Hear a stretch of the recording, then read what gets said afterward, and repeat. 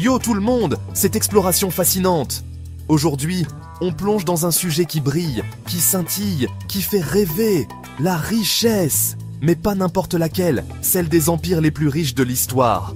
Comment ces empires ont-ils amassé des fortunes colossales?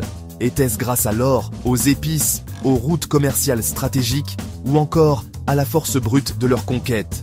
Préparez-vous à voyager dans le temps et à découvrir les secrets de ces empires opulents. Et surtout, n'oubliez pas de vous abonner pour ne rien manquer de nos prochaines explorations. On commence notre périple avec l'Empire ottoman, un empire qui a régné sur une bonne partie du monde pendant plus de 6 siècles. Fondé à la fin du XIIIe siècle, cet empire a su s'étendre et prospérer grâce à une combinaison de stratégies militaires, de diplomatie et de commerce.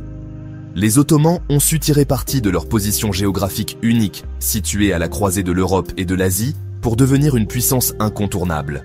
Imaginez un peu, de l'Europe du Sud-Est jusqu'aux portes de Vienne, en passant par le Moyen-Orient et l'Afrique du Nord. L'Empire ottoman s'étendait sur 3 continents, englobant des régions riches en ressources naturelles et en cultures diverses. Cette vaste étendue territoriale leur permettait de contrôler des routes commerciales cruciales et d'accéder à une multitude de produits exotiques. Mais quel est le secret de leur immense richesse? Eh bien, figurez-vous qu'ils étaient les rois du commerce des épices. Les épices étaient des marchandises extrêmement précieuses à l'époque, utilisées non seulement pour la cuisine, mais aussi pour la médecine et les rituels religieux. Les Ottomans ont su capitaliser sur cette demande en contrôlant les principales routes d'approvisionnement.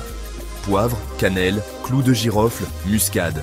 Ces épices exotiques étaient acheminées depuis l'Inde, l'Indonésie et d'autres régions d'Asie, traversant des milliers de kilomètres pour atteindre les marchés européens. Chaque grain de poivre, chaque bâton de cannelle représentait une petite fortune. Toutes ces denrées précieuses transitaient par leur territoire. Et les Ottomans, malins comme ils étaient, prélevaient une taxe sur chaque transaction. Cette taxe, bien que modeste, cumulée sur des milliers de transactions, représentait une source de revenus colossale pour l'Empire. Les caravansérails, ces auberges fortifiées le long des routes commerciales, jouaient un rôle crucial en offrant sécurité et repos aux marchands. Imaginez un peu les montagnes d'or et de pierres précieuses qu'ils ont pu accumuler. Les coffres des sultans regorgeaient de trésors amassés grâce à ce commerce florissant. L'or, les bijoux et les objets d'art affluaient dans les palais ottomans, symbole de leur immense pouvoir et de leur richesse. Et ce n'est pas tout.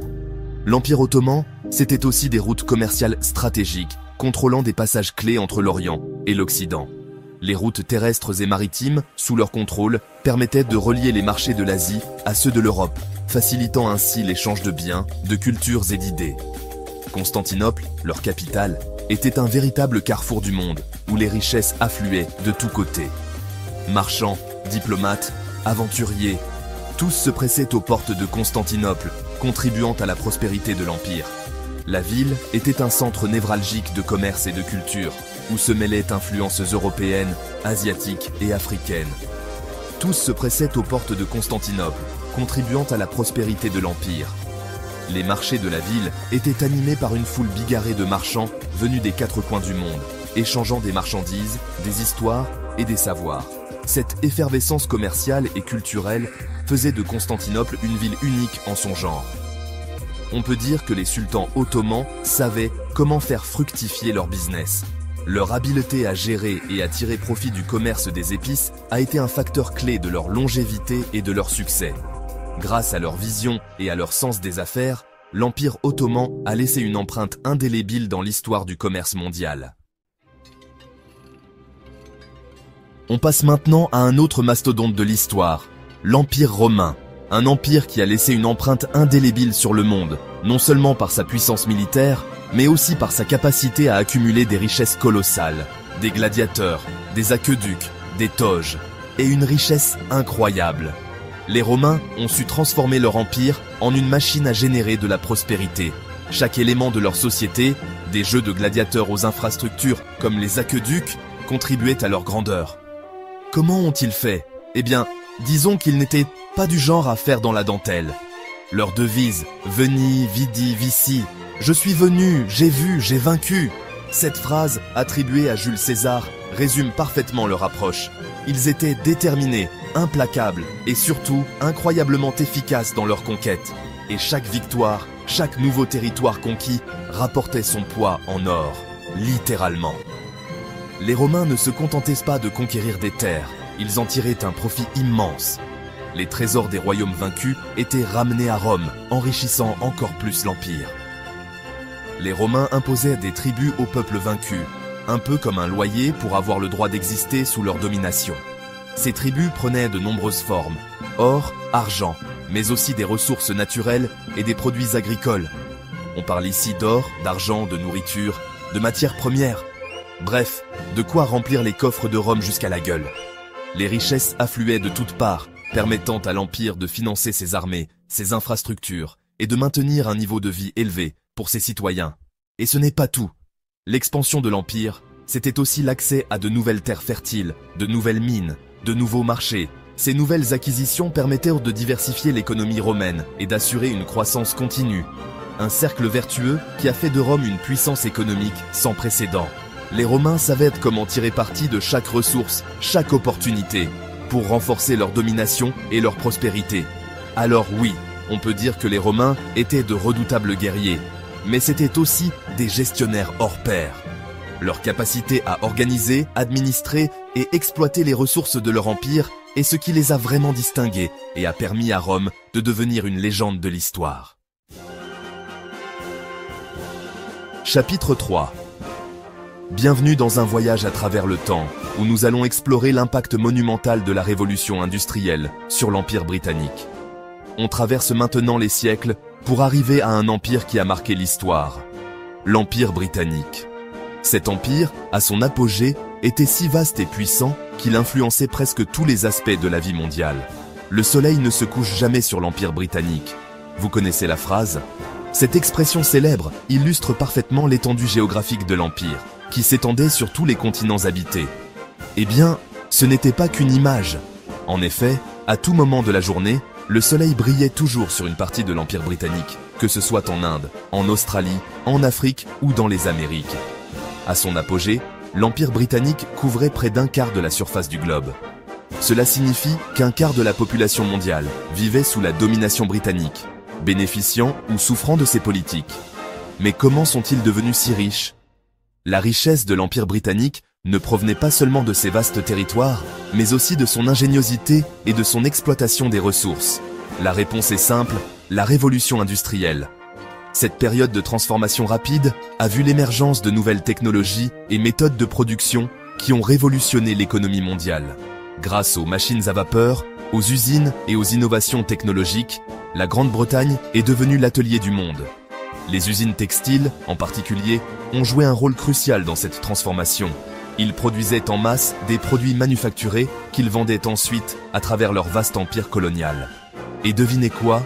Ces produits étaient souvent fabriqués à partir de matières premières extraites de leurs colonies. Ils imposèrent des taxes sur tout.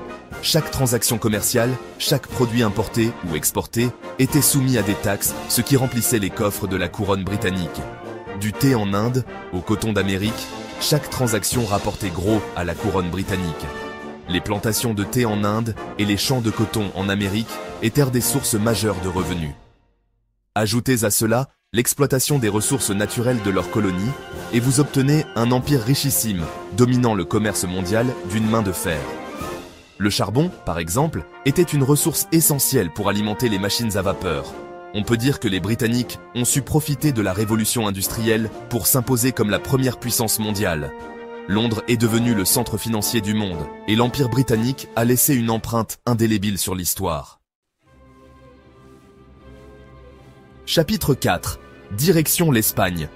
Maintenant, avec un empire qui a fait rêver les conquistadors, l'Empire espagnol.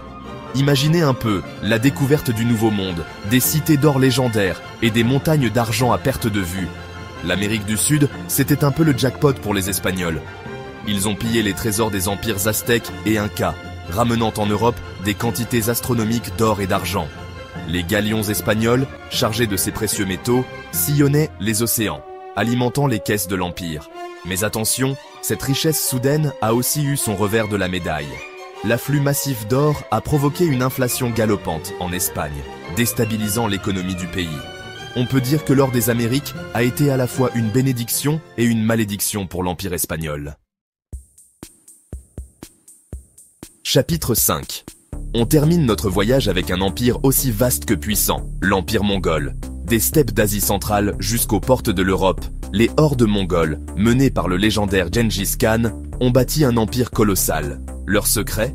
La conquête bien sûr, mais aussi une certaine forme de pragmatisme. Les Mongols, contrairement à d'autres empires conquérants, avaient compris l'importance du commerce.